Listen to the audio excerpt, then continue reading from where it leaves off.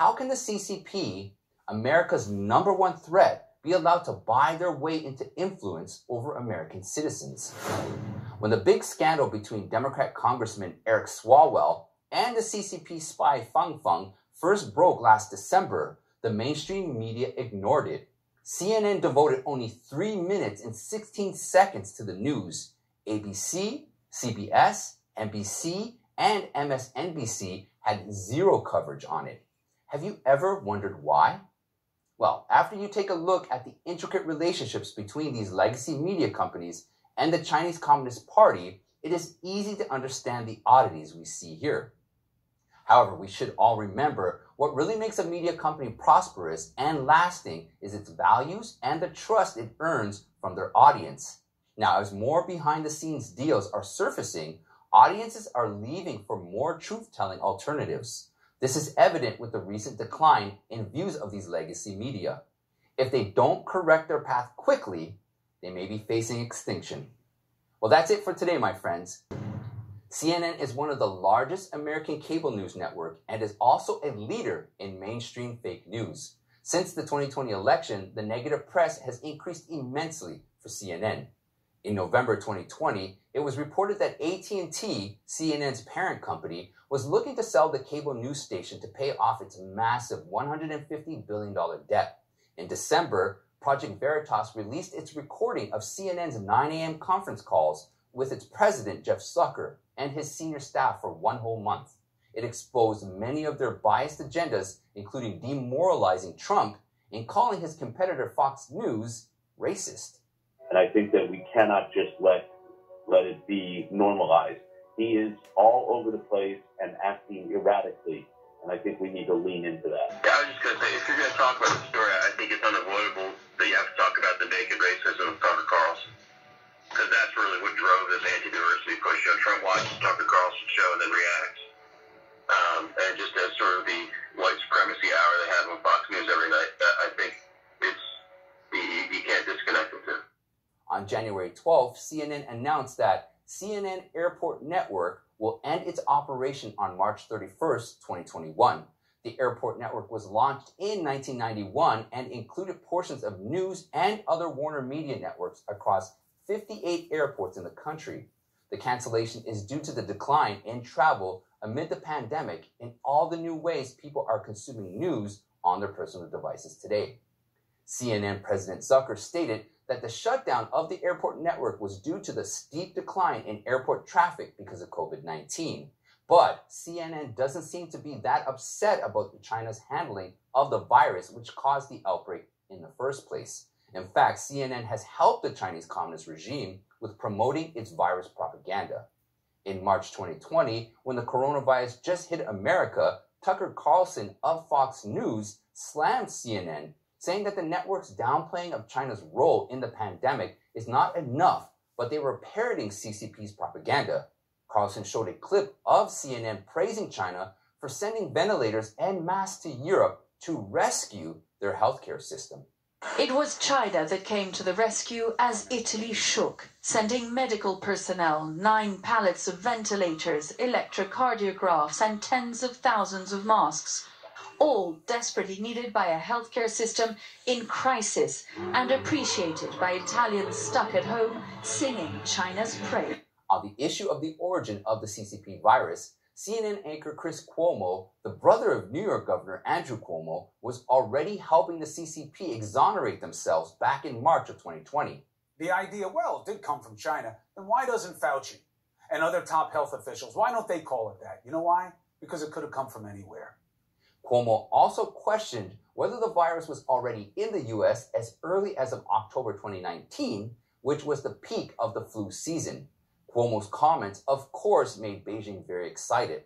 The regime's state-owned media frequently quoted his words, which helped the party to shift the blame onto the U.S. So why was CNN speaking for the CCP? Helen Rowley is an author and senior contributor at The Federalist. She said you often see representatives from American companies with financial ties to China naturally become defenders of the CCP's policies and spreading the CCP's propaganda. The financial ties mean these Americans will be much less likely to challenge China's human rights record or unacceptable demands such as technology transfer. Among all the companies which cooperate with the CCP, the mainstream media holds many seats, according to Xinhua Zhang, a professor at the Institute of Journalism at the National Taiwan University. These media and advertisers started to censor different types of speech, as well as the influence of those speech. Zhang said that's because the ones who haven't entered the Chinese market want a seat, and those who are already in the market don't want their status to be threatened. These actions foster the socialist force, which is influencing the whole world behind the scenes. Under the drive of large market share, its potential profit, some U.S. media outlets have chosen to grovel to the Chinese Communist Party. Now, let's dig deeper into the business relationships between cable news media outlets in America and the CCP. We will go through them one by one. Now, CNN, short for Cable News Network, is owned and operated by Warner Media. Warner Media's investment in the China market can date back to 18 years ago. According to Sina Finance, the news division of a top Chinese technology company, Warner Brothers, a subsidiary of Warner Media, invested in Shanghai Paradise Warner Cinema City in early 2002, shortly after China joined the WTO. Around the same time, Warner Brothers also became the shareholder of Hong Kong Broadband Network, a subsidiary of City Telecom of Hong Kong. The Paley International Council, established in 1975, chose to host its first Asian summit in Beijing in 2002, which was attended by Warner Media along with BBC, Radio France National, CBS, Disney Group, and various Chinese media companies. For this to happen, Beijing has to give the credit to an old friend of the CCP, Henry Kissinger, who was the vice president of the council at the time. One of the most important topics discussed at the 2002 summit was developing the Chinese media market. The following year, in 2003, Warner Media invested in Shanghai Yongwei Cinema City, an asset of the Shanghai Film Group, and held 49% of its shares. In 2004, Warner Brothers and Chinese multinational conglomerate Dalian Wanda Group had reached an agreement to work together to establish and co-operate Warner Brothers Cinema in China. In order to strictly control the Chinese people's way of thinking, the CCP has long set its foot in movie theaters and imposed a number of requirements on film production. An anonymous media director in China once said that the CCP wanted to have some movies that praised the party to play across the nation, but some foreign-owned cinemas had rejected the idea out of the concern of not being able to generate enough profit. This was the exact moment the CCP media authorities realized the risk of welcoming foreign-owned cinemas. Towards the end of 2005, the CCP issued a new guidance for the introduction of foreign investment in the field of culture. The guidance requires Chinese companies to be the major stakeholder in newly established cinema companies. In 2006, Warner Media withdrew from the Chinese theater market mainly because of this requirement, but later the compound annual growth rate of 45% in China's entertainment industry lured Warner Media back. In 2012, the total number of movie screens in China reached 13,000, making it the country with the second highest number of screens after the US. It was the golden time for Chinese cinema investments, and that's when Warner Media dived right back in. In 2015, Warner Media and China's media capital announced the establishment of the joint venture Flagship Entertainment, in which the CMC holds 51% and Warner Brothers hold 49% of its shares. Warner Brothers once wanted to be the major shareholder in the Chinese cinema industry, but is now willing to be the minority. Helen Raleigh pointed out that when American companies work with the CCP-backed entities, such as the CMC, they are subject to the CCP's use of its laws to advance its global ambitions, including their cybersecurity law. This includes forced technology transfer, leaving companies and data subject to random searches from the CCP. Companies are also forced to build data centers in China where the CCP can observe the data directly. All of this poses a national security risk for the United States. The relationship entanglement between Warner Media, CNN, and China goes even further. CNN's president, Jeff Zucker, works internally with Turner Sports, and Turner Sports works directly with the NBA to broadcast games in China. Now, it should be clear as to why CNN is always favorable to the communist China. Would you expect them to speak poorly of their business partners? Some may even say their masters. Next, let's talk about CBS. Columbia Broadcasting Systems, or CBS, was founded in 1927 and headquartered in New York. In recent years, CBS has been expanding and investing heavily in the China market. In December 2010, the CBN Weekly magazine by China Business Network Media published an article named CBS China Business. The article said, although it's difficult for foreign TV businesses to land in China, CBS didn't miss the huge market. The internet is the big playground for CBS. Few people know that CBS Interactive, or CBSI, a subsidiary of CBS Entertainment Group, is the largest specialized interactive media company in China. It holds direct offices in Beijing, Shanghai, Guangzhou, Jing'an, and Chengdu, which are 5 major cities in the mainland. After 2010, China became CBSI's largest market outside of America. According to CBSI's own data, revenue generated from China's market accounts for 10% of its global revenue. The business growth rate in China is about 40%, which is significantly higher than its global average. CBS is also trying to cooperate with the CCP's mouthpiece, Xinhua News Agency. Some reports say Xinhua News Agency hopes to land in North America with help from CBS. The two sides also want to collaborate on business development projects for smartphones and iPads. Like any other mainstream media who have befriended the CCP, CBS is gradually losing its integrity and starting to cooperate with the CCP's rules of censorship. In May 2019, CBS launched the legal television series, The Good Fight. One of its episodes in Season 3 was partially removed by CBS as it was mocking the censorship in China. Midway through the episode, a black screen came up and displayed the words, "CBS has censored this content."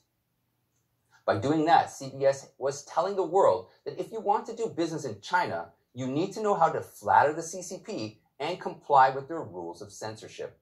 Allegedly, The Good Fight had also touched on the persecution of Falun Gong, the Tiananmen Square massacre in 1989, and the analogy of Xi Jinping with Winnie the Pooh. However, all these are considered to be taboo by the CCP, and CBS has to censor them. But 20 years ago, CBS was once a media of integrity. When the CCP first cracked down on the Falun Gong in 1999, almost every media outlet around the world was silent about it. Some even republished the CCP's malicious propaganda. CBS, on the contrary, had repeatedly reported the true situation in China on the persecution of Falun Gong. Things have changed over time.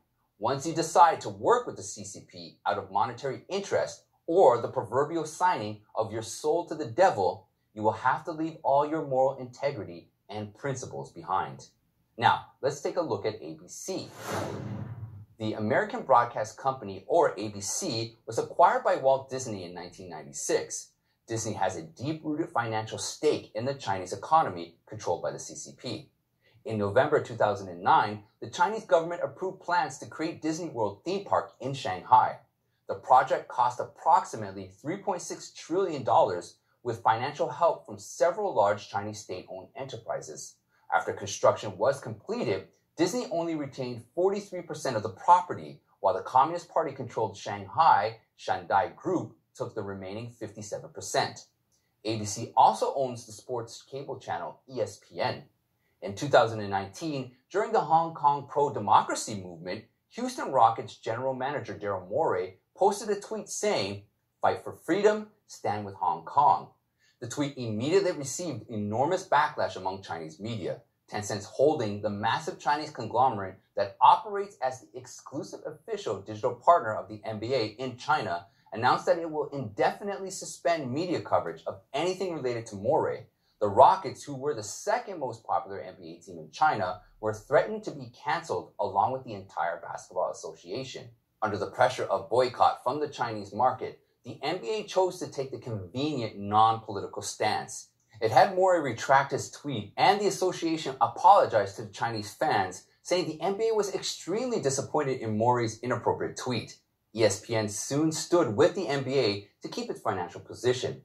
ESPN senior news director reportedly instructed staff to avoid discussing Chinese politics or Daryl Morey's pro-Hong Kong tweet if they were asked. According to Helen Raleigh, American companies established these financial ties with Chinese companies to gain access to China's massive consumer market of 1.4 billion people. ABC subsidiaries such as ESPN and ABC News need to appease the CCP, whether it be via positive news coverage or complying with cybersecurity laws, to keep their programs on Chinese screens for big money. It is all at the expense of Americans' freedom of speech. Morey was expressing his own views using his personal Twitter account on the suppression of the pro-democracy movement in Hong Kong. There wasn't anything wrong about it. That was his right of free speech. Now, at the end of our list, we have NBC and MSNBC. Both NBC and MSNBC News are operated by NBC Universal, which has extensive financial ties to the CCP. In November 2010, NBC signed an agreement with Xinhua Chinese state-run media organization to establish business cooperation in international broadcast news. In February 2020, the Trump administration designated 5 state-run Chinese news outlets operating in the U.S. as foreign missions, and Xinhua News Agency was number 1 on that list. These news outlets are not independent but directly controlled by the CCP. In 2015, NBC Universal agreed to license Chinese tech company Baidu's new video network platform, iQIYI, and advertised it in the heart of Times Square, New York City. In 2018, Communist China started its own invasion. CMC Capital Partners, a Beijing investment group with financial and technology oversight from the CCP, acquired full ownership of NBC Universal's animation studio Oriental DreamWorks, also known as Shanghai Pearl Studio, one of the first major Hollywood-China tie-ups. How can the CCP, America's #1 threat, be allowed to buy their way into influence over American citizens? When the big scandal between Democrat Congressman Eric Swalwell and the CCP spy Fang Feng first broke last December, the mainstream media ignored it. CNN devoted only 3 minutes and 16 seconds to the news. ABC, CBS, NBC, and MSNBC had zero coverage on it. Have you ever wondered why? Well, after you take a look at the intricate relationships between these legacy media companies and the Chinese Communist Party, it is easy to understand the oddities we see here. However, we should all remember what really makes a media company prosperous and lasting is its values and the trust it earns from their audience. Now, as more behind-the-scenes deals are surfacing, audiences are leaving for more truth-telling alternatives. This is evident with the recent decline in views of these legacy media. If they don't correct their path quickly, they may be facing extinction. Well, that's it